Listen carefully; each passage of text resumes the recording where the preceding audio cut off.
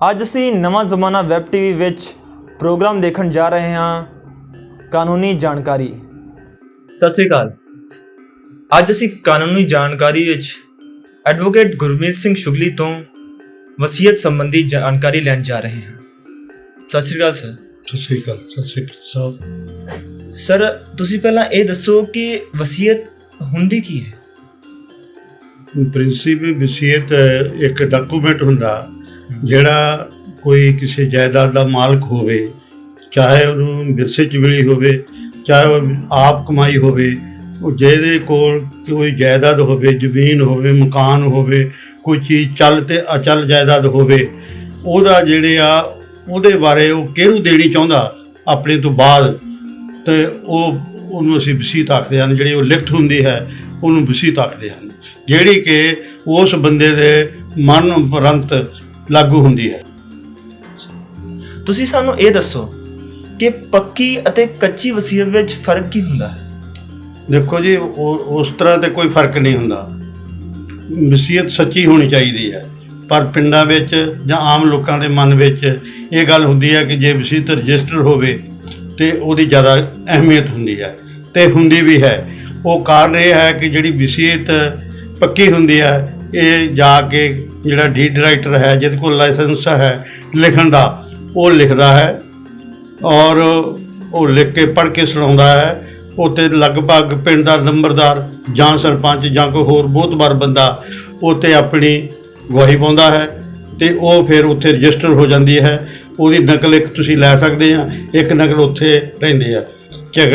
ਝਗੜਾ ਹੋਣ ਦੀ ਸੂਰਤ ਵਿੱਚ ਜੇ ਗਵਾਹੀ ਭੁਗਤਾਉਣੀ ਪੈ ਜਾਵੇ ਤਾਂ ਫਿਰ ਉਸ ਦਫ਼ਤਰ ਦੇ ਜਿਹੜੇ ਕੰਸਰਨ ਕਲਰਕ ਹੁੰਦੇ ਆ, ਉਹ ਰਿਕਾਰਡ ਲੈ ਕੇ ਫਿਰ ਉਸ ਅਦਾਲਤ ਵਿੱਚ ਜਾਂ ਅਫਸਰ ਦੇ ਸਾਹਮਣੇ ਪੇਸ਼ ਹੁੰਦੇ ਆ ਕਿ ਇਸ ਵਸੀਅਤ ਦਾ ਸਾਡੇ ਪਾਸ ਰਿਕਾਰਡ ਹੈ, ਸਾਡੇ ਦਫ਼ਤਰ 'ਚ ਲਿਖੀ ਗਈ ਹੈ, ਬਿਲਕੁਲ ਠੀਕ ਹੈ, ਅਤੇ ਇਸ ਗੱਲ ਦੀ ਉਹ ਗਵਾਹੀ ਦਿੰਦੇ ਹਨ।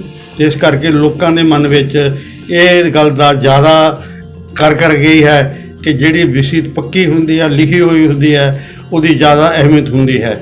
ਪਰ ਵਸੀਅਤ ਸੱਚੀ ਹੋਣੀ ਚਾਹੀਦੀ ਹੈ, ਭਾਵੇਂ ਪੱਕੀ ਹੋਵੇ ਤੇ ਭਾਵੇਂ ਕੱਚੀ ਹੋਵੇ।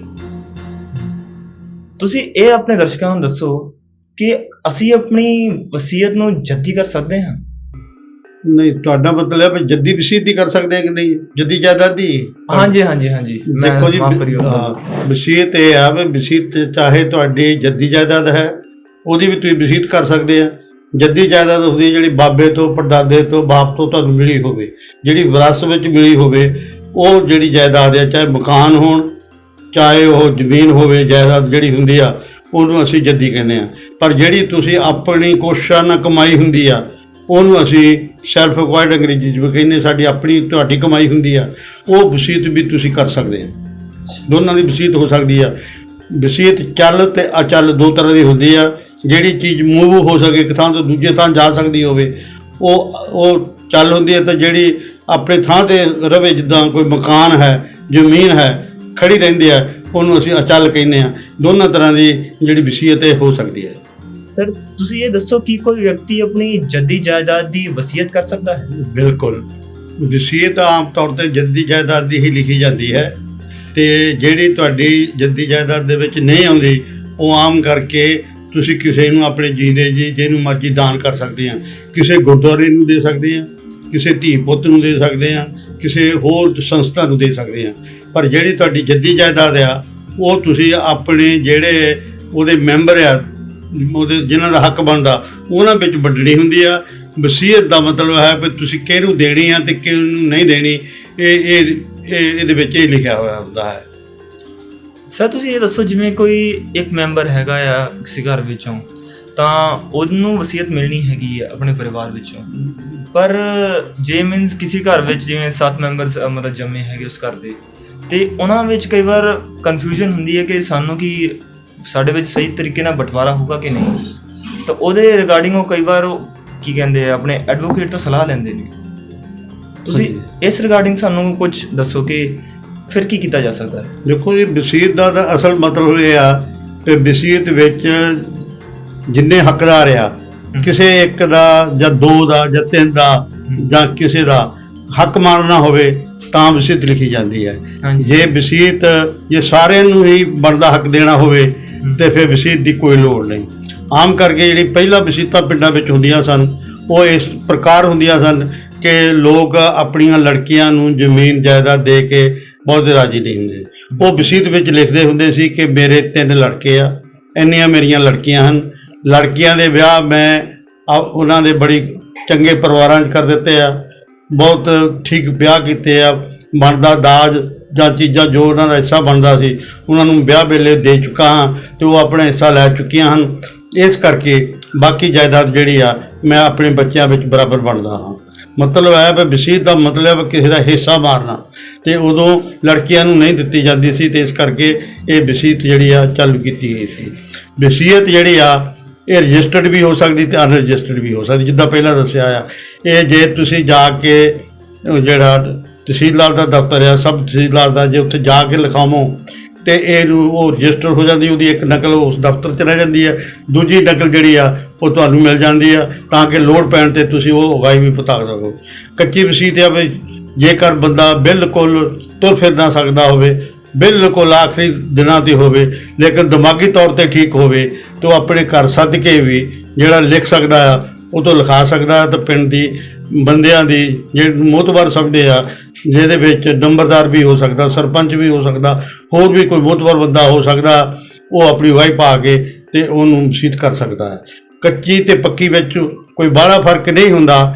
ਇਹ ਗੱਲ ਹੈ ਕਿ ਜਿਹੜੀ ਸਾਬਤ ਹੋ ਜਾਵੇ, ਜਿਹੜੀ ਸੱਚੀ ਹੋ ਜਾਵੇ, ਉਹ ਵਸੀਅਤ ਕਾਇਮ ਰਹਿੰਦੀ ਹੈ। ਅਦਾਲਤ ਨੂੰ ਜਿਹੜੀ ਲੱਗੇ ਕਿ ਇਸ ਵਸੀਅਤ ਵਿੱਚ ਸੱਚ ਛੁਪਾਇਆ ਗਿਆ ਹੈ ਉਹਨੂੰ ਰੱਦ ਕਰ ਦਿੰਦੀ ਹੈ।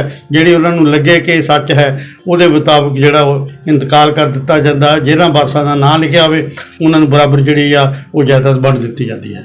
ਬਾਕੀ ਇਹ ਹੈ ਕਿ ਵਸੀਅਤ ਕਰਨ 'ਤੇ ਕਿਸੇ 'ਤੇ ਕੋਈ ਪਾਬੰਦੀ ਨਹੀਂ। ਕਈ ਲੋਕ 2-2 3-3 ਵਸੀਅਤਾਂ ਵੀ ਕਰ ਦਿੰਦੇ ਆ ਜਾਂ 2 ਕਰ ਦਿੰਦੇ ਆ। ਉਹ ਹਰ ਇੱਕ ਵਸੀਅਤ ਜਿਹੜੇ ਬੰਦੇ ਪਾਸ ਜਿਹੜਾ ਜਾਇਦਾਦ ਦਾ ਮਾਲਕ ਆ ਉਹ ਇੱਕ ਤੋਂ ਜ਼ਿਆਦਾ ਵਸੀਅਤ ਵੀ ਕਰ ਸਕਦਾ। ਉਹ ਇੱਕ ਤੋਂ ਜ਼ਿਆਦਾ ਵਸੀਅਤ ਕਰਨ ਦੀ ਲੋੜ ਉਦੋਂ ਪੈਂਦੀ ਹੈ, ਫਰਜ਼ ਕਰੋ ਤੁਸੀਂ ਪਹਿਲੀ ਵਸੀਅਤ ਵਿੱਚ ਕਿਸੇ ਲੜਕੇ ਨੂੰ ਕੋਈ ਜਾਇਦਾਦ ਦਾ ਹਿੱਸਾ ਨਹੀਂ ਦੇਣਾ ਚਾਹੁੰਦੇ, ਕਿਸੇ ਨਲਾਇਕੀ ਕਰਕੇ ਜਾਂ ਕਿਸੇ ਕਾਰਨ ਕਰਕੇ, ਲੇਕਿਨ ਉਹ ਅਮਲ 'ਚ ਦੇਖਦਾ ਹੈ ਕਿ ਜਿਹਨੂੰ ਮੈਂ ਆਪਣੀ ਜ਼ਮੀਨ ਤੋਂ ਅਲੱਗ ਕੀਤਾ ਹੈ, ਜਿਹਨੂੰ ਮੈਂ ਹਿੱਸਾ ਨਹੀਂ ਦੇਣਾ ਚਾਹਿਆ, ਉਹ ਸੁਧਰ ਗਿਆ ਹੈ ਅਤੇ ਦੂਸਰਾ ਵਿਗੜ ਗਿਆ ਹੈ। ਉਹ ਦੂਸਰੀ ਵਸੀਅਤ ਕਰ ਸਕਦਾ ਹੈ ਕਿ ਹੁਣ ਮੈਂ ਜੇ ਇਸ ਬੰਦੇ ਦਾ ਨਾਂ ਕੱਟਿਆ ਸੀ ਉਹਨੂੰ ਮੈਂ ਜਾਇਦਾਦ ਦੇਣੀ ਚਾਹੁੰਦਾ ਹਾਂ, ਮੈਂ ਦੂਜੇ ਨੂੰ ਨਹੀਂ ਦੇਣੀ ਚਾਹੁੰਦਾ, ਜਾਂ ਮੈਂ ਹੁਣ ਦੋਨਾਂ ਨੂੰ ਦੇਣੀ ਚਾਹੁੰਦਾ ਹਾਂ। ਪਰ ਉਹ ਵਸੀਅਤ ਤਾਂ ਚੱਲੇਗੀ, ਦੂਸਰੀ ਤਾਂ ਕਾਮਯਾਬ ਹੋਵੇਗੀ, ਤਾਂ ਅਦਾਲਤ ਨੂੰ ਸਹੀ ਮੰਨੇਗੀ ਜੇ ਉਸ ਵਿੱਚ ਪਹਿਲੀ ਵਸੀਅਤ ਦਾ ਵੀ ਜ਼ਿਕਰ ਕੀਤਾ ਹੋਵੇ ਕਿ ਇੱਕ ਵਸੀਅਤ ਮੈਂ ਪਿੱਛੇ ਜਿਹੇ ਇਸ ਸੰਨ ਵਿੱਚ ਇੰਨਾ ਚਿਰ ਪਹਿਲਾਂ ਕੀਤੀ ਸੀ, ਜਿਹਦੇ ਵਿੱਚ ਮੈਂ ਇਹਨੂੰ ਇਸ ਬੰਦੇ ਨੂੰ ਜਾਂ ਇਸ ਹਿੱਸੇਦਾਰ ਦੇ ਨਹੀਂ ਦੇਣੀ ਚਾਹੁੰਦਾ ਸੀ, ਪਰ ਹੁਣ ਮੇਰਾ ਮਨ ਬਦਲ ਗਿਆ ਹੈ, ਜਾਂ ਹੁਣ ਉਹ ਕਹਿਣੇਕਾਰ ਹੋ ਗਿਆ ਹੈ, ਜਾਂ ਉਹ ਠੀਕ ਹੋ ਗਿਆ ਹੈ, ਮੈਂ ਉਹਨੂੰ ਵੀ ਦੇਣਾ ਚਾਹੁੰਦਾ। ਜੇ ਪਹਿਲੀ ਵਸੀਅਤ ਦਾ ਜ਼ਿਕਰ ਹੋਵੇ ਤਾਂ ਦੂਜੀ ਵਸੀਅਤ ਵੀ ਲਿਖੀ ਜਾ ਸਕਦੀ ਹੈ। ਦੂਜੀ ਤੋਂ ਬਾਅਦ ਕਿਸੇ ਕਾਰਨ ਕਰਕੇ ਉਹਨੂੰ ਲੱਗੇ ਕਿ ਜੋ ਮੈਂ ਹੁਣ ਵੀ ਕੀਤਾ ਆ ਇਹ ਵੀ ਫੈਸਲਾ ਮੇਰਾ ਠੀਕ ਨਹੀਂ, ਜੇ ਉਹ ਕਿਸੇ ਹੋਰ ਦਾ ਹਿੱਸਾ ਮਾਰਿਆ ਉਹ ਸਾਰਿਆਂ ਨੂੰ ਵੀ ਦੇਣੀ ਚਾਹੁੰਦਾ ਜਾਂ ਉਹ ਕਿਸੇ ਹੋਰ ਨਹੀਂ ਵੀ ਦੇਣੀ ਚਾਹੁੰਦਾ, ਉਹ ਤੀਜੀ ਵੀ ਵਸੀਅਤ ਕਰ ਸਕਦਾ। ਪਰ ਉਹ ਬਾਕੀ ਜਿਹੜੀਆਂ 2 ਵਸੀਅਤਾਂ ਕੀਤੀਆਂ ਆ ਉਹਨਾਂ ਦਾ ਵਿੱਚ ਜ਼ਿਕਰ ਹੋਣਾ ਚਾਹੀਦਾ ਹੈ ਕਿ ਕਿਹੜੀ ਤਰੀਕ ਨੂੰ ਕਿਹੜੇ ਨੰਬਰ 'ਤੇ ਮੈਂ ਵਸੀਅਤ ਕੀਤੀ ਸੀ, ਉਹਨਾਂ ਨੂੰ ਕੈਂਸਲ ਸਮਝਿਆ ਜਾਵੇ। ਇਹ ਮੈਂ ਆਪਣੀ ਇੱਛਾ ਦੇ ਨਾਲ ਆਖਰੀ ਵਸੀਅਤ ਕਰਨੀ ਚਾਹੁੰਦਾ ਹਾਂ। ਵਸੀਅਤ ਵਿੱਚ ਇਹ ਵੀ ਦੱਸਣਾ ਬਹੁਤ ਜ਼ਰੂਰੀ ਹੈ ਕਿ ਤੁਸੀਂ ਵਸੀਅਤ ਜਿਹੜੀ ਆ ਉਹ ਕਿਉਂ ਕਰ ਰਹੇ ਹੋ। ਜਿੱਦਾਂ ਕਰਕੇ ਕਿ ਮੈਂ ਬਿਮਾਰ ਰਹਿੰਦਾ ਹਾਂ, ਕਿਸੇ ਵੇਲੇ ਵੀ ਮੇਰੇ ਜਾਨ ਜਾ ਸਕਦੀ ਹੈ, ਇਸ ਕਰਕੇ ਮੈਂ ਆਪਣੀ ਜਾਇਦਾਦ ਉਹਨਾਂ ਨੂੰ ਵੰਡਣੀ ਚਾਹੁੰਦਾ ਹਾਂ। ਸੋ ਇਹ ਸੀ ਸਾਡੀ ਵਸੀਅਤ ਬਾਰੇ ਜਾਣਕਾਰੀ ਐਡਵੋਕੇਟ ਗੁਰਮੀਤ ਸਿੰਘ ਸ਼ੂਲੀ ਜੀ ਦੇ ਨਾਲ।